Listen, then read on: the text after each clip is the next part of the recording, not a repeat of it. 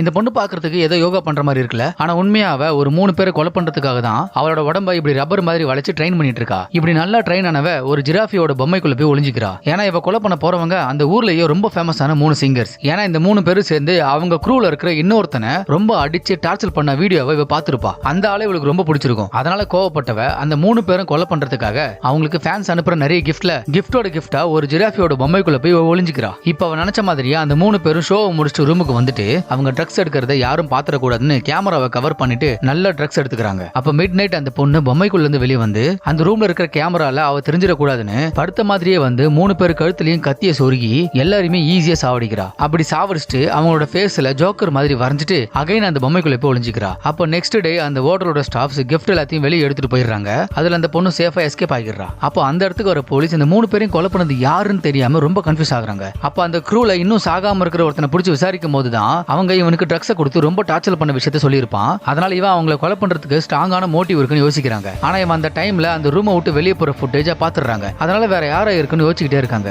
அப்போ ஒரு forensic expert camera மூலமா தெரியற ஒரு ரிஃப்ளெக்ஷன்ல இருக்கிற உருவத்தை வரையறான். அது பார்க்க ஸ்பைடர் மாதிரியே இருக்கு. அதுக்கப்புறம் அங்க இருக்கிற ஜிராஃபி பொம்மையில ஒரு ஆள் இருந்திருக்கலான்னு கெஸ் பண்ணி அந்த கிஃப்ட் பண்ணது யாருன்னு கண்டுபிடிச்சு அந்த பொண்ணு வீட்டுக்கு போறாங்க. அப்பாவை நான் தான் அவங்களை கொலை பண்ணேன்னு சொல்லிட்டு அக்செப்ட் பண்ணிக்கிறா.